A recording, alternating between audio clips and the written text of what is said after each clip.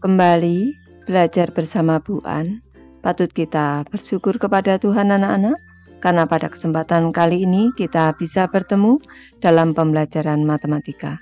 Materi ini untuk anak-anak ibu yang kelas 8 bab 3, persamaan linear dan pertidaksamaan linear satu variabel. Kita akan belajar soal latihan 3.2 ada di halaman 118 sampai dengan 120. Baik, Ibu langsung membahas.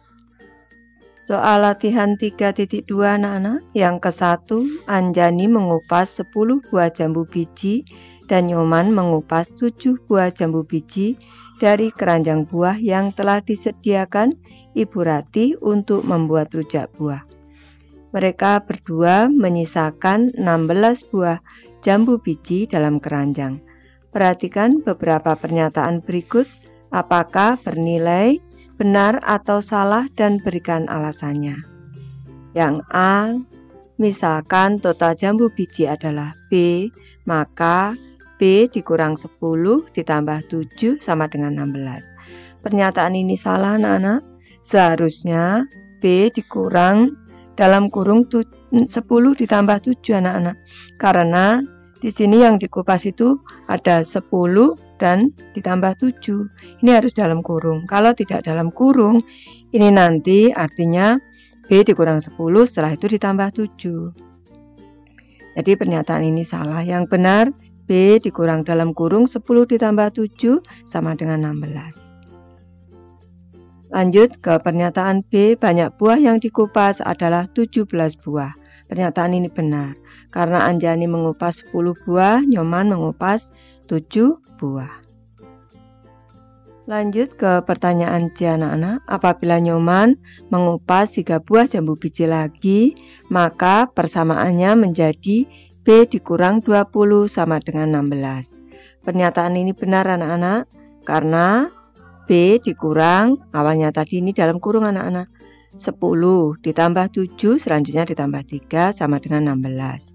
10 ditambah 7, ini harus diselesaikan dulu yang dalam kurung, ditambah 3, 20. B dikurang 20 sama dengan 16. Lanjut ke pernyataan D. Jambu biji sebelum dikupas yang terdapat dalam keranjang sebanyak 36 buah. Kita selesaikan persamaannya. B dikurang 20 sama dengan 16. B dikurang 20 ditambah 20 sama dengan 16 ditambah 20. B sama dengan 36. Jadi pernyataannya benar anak-anak. Lanjut ke soal kedua. Tentukan nilai X yang menjadikan beberapa persamaan di bawah ini bernilai benar. Ibu mulai dari soal A. X ditambah 13 sama dengan 1. X ditambah 13 sama dengan 1. X ditambah 13 dikurang 13 sama dengan 1 dikurang 13. X sama dengan negatif 12. Lanjut yang B anak-anak. 5X ditambah 3 sama dengan 28. 5X ditambah 3 sama dengan 28. 5X ini ruas kiri kanan kita kurang dengan 3.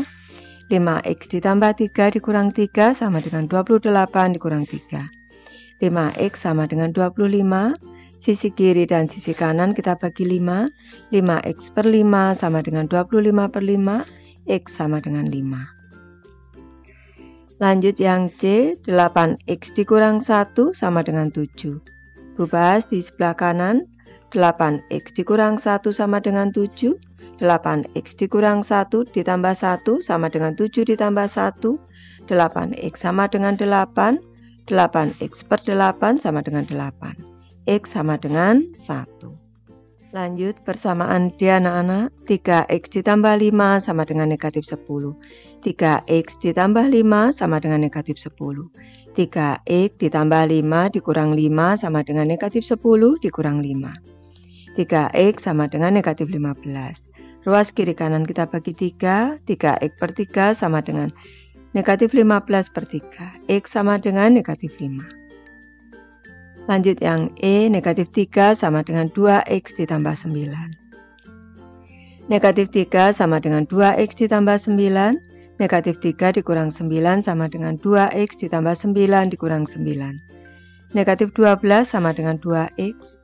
Sisi kiri dan kanan kita bagi 2. Negatif 12 per 2 sama dengan 2x per 2. Negatif 6 sama dengan x, berarti nilai x sama dengan negatif 6. Soal nomor 3 anak-anak.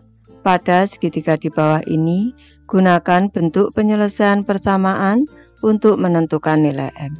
Selanjutnya, gunakan busur derajat sebagai pembuktian kebenaran jawab dalam mengukur setiap sudutnya. Baik, kita cermati segitiganya ini anak-anak. Besar sudut dalamnya di sini 2M derajat, M derajat, dan M ditambah 10 derajat. Perlu anak-anak ketahui bahwa jumlah ketiga sudut dalam segitiga besarnya adalah 180 derajat. Bisa kita gunakan untuk menentukan nilai M anak-anak ini. Baik, Ibu bahas, ini sudut dalamnya kita jumlahkan. Dalam kurung M ditambah 10 derajat, ditambah 2M derajat, ditambah M derajat sama dengan 180 derajat. Kita buka kurungnya, M derajat ditambah 10 derajat, ditambah 2M derajat, ditambah M derajat sama dengan 180 derajat. M derajat ditambah 2M derajat, ditambah M derajat, 4M derajat, ditambah 10 derajat sama dengan 180 derajat. Nih, Ibu memberi alternatif cara yang lain untuk menyelesaikan persamaan. Kalau di ruas kiri ini dia tambah, pindah ke ruas kanan menjadi pengurang. 4M derajat sama dengan 180 derajat dikurang 10 derajat. 4M derajat sama dengan 170 derajat. Selanjutnya di sini 4 ini pengali, pindah ruas ke kanan menjadi pembagi. M derajat sama dengan 170 derajat per 4. M derajat sama dengan 42,5 derajat. Jadi nilai M adalah 42,5 derajat. Atau kalau Ibu boleh memberi masukan, harusnya kalau M derajat ini 42,5 derajat, M-nya saja 42,5 anak-anak. Ayo berpikir kritis anak-anak. Soal keempat, terdapat banyak manfaat mempelajari materi IPA. Salah satunya untuk dapat menentukan titik lebur suatu unsur kimia. Titik lebur suatu zat adalah suhu di mana zat tersebut dapat berubah wujud dari padat menjadi cair. Jika titik lebur brom 1/30 titik lebur nitrogen, tulis dan selesaikan persamaan untuk menemukan titik lebur nitrogen. Baik Ibu bahas anak-anak, berarti diketahui titik lebur brom adalah negatif 7 derajat Celcius. Misalkan titik lebur nitrogen adalah P, maka persamaannya negatif 7 sama dengan 1/30 P. Pembagi Ibu pindah ruas 30-nya ke kiri menjadi negatif 7 dikali 30 sama dengan P. Negatif 210 sama dengan P. Jadi persamaannya adalah negatif 7 sama dengan 1/30 P.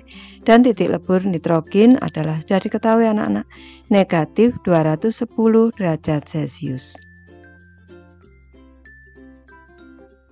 Soal nomor 5 anak-anak. Suhu Celcius dapat ditentukan dengan mengubah suhu ke Fahrenheit.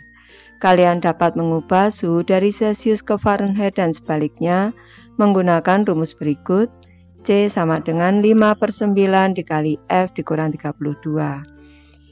Menurut BMKG pada Agustus 2022 adalah suhu rata-rata di Papua 25,6 derajat Celcius.